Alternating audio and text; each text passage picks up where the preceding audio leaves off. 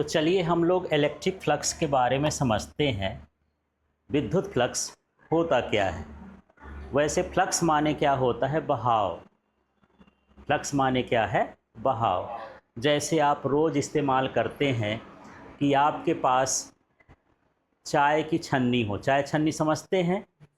तो जब आप चाय डालते हैं तो उसके छेदों से चाय इधर से पास होता है, उसका पानी। ठीक है, तो छन्नी रखी है ऐसे और पानी जा रहा ऐसे, उनके बीच का कोण कितना है? छन्नी ऐसे रखी है, पानी ऐसे निकल रहा है, तो बीच का कोण कितना है? 90 डिग्री है। कितना है? 90 डिग्री है। ठीक है, तो यही है कि यदि हम किसी क्षेत्र में एक पृष्ठ रख दें तो उसके अभिलंबवत कोई चीज़ निकलती है। और भी उदाहरण देखते हैं। कभी नमकीन बनाते देखे होंगे किन्हीं को आप, तो उनके पास एक झंझरी होती है छोटी, छेद छेद छेद वाली।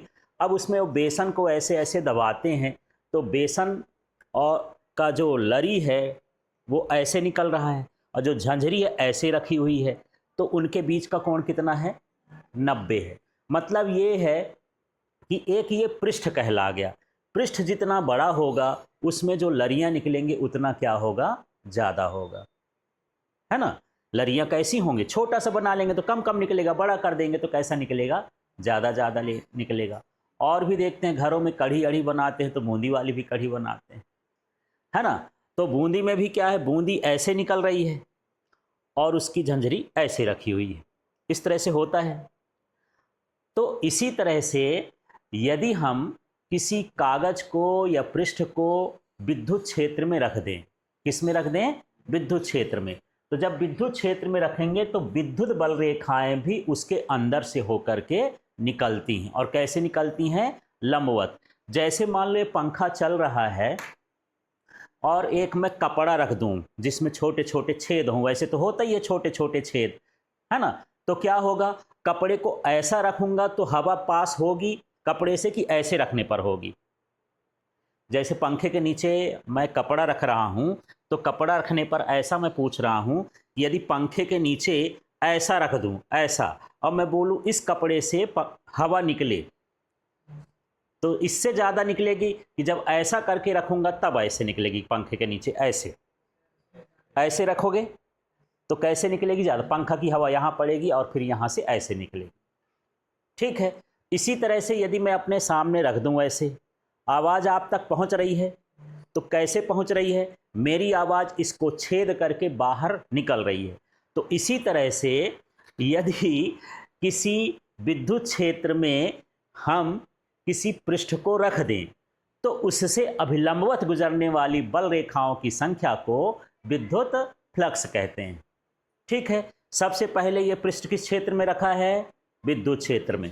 तो परिभाषा सुनना, विद्युत क्षेत्र में रखे किसी तल के या पृष्ठ के अभिलंबवत गुजरने वाली बल रेखाओं की संख्या को विद्युत फ्लक्स कहते हैं, उसका बहाव कहते हैं।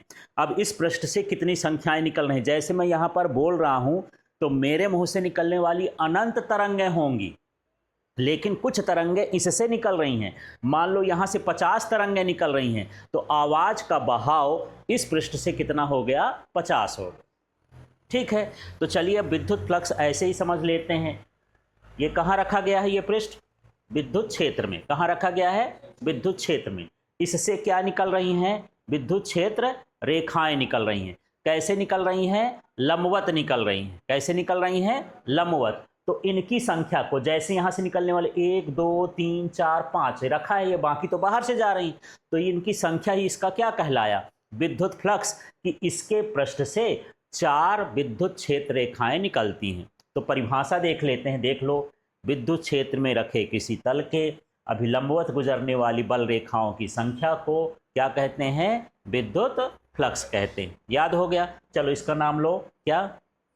विद्युत क्षेत्र में, फिर इसका नाम लो रखे किसी तल के, फिर इसका नाम लो गुजरने वाली अभिलंबवत बल रेखाओं की संख्या को विद्युत फ्लक्स कहते हैं।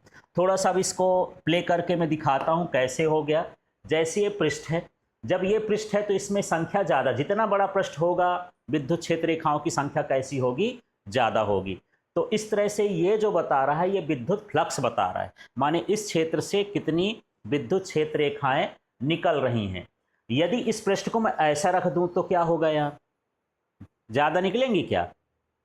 इस पृष्ठ को आप ऐसे रख देंगे, मान के चलिए ये पृष्ठ अभी ऐसा रखा हुआ है, यदि ऐसा रख दूंगा तो विद्युत क्षेत्र रेखाएं कैसे निकलेंगी? कम निकलेंगी। कैसे निकलेंगी? कम। और लंबवत रखने पर क्या हो गया? ज़्यादा। देखो जैसे जैसे इसका कोण बदलता जाता है विद्युत फ्लक्स का मान भी कैसा होता है? बदलता जाता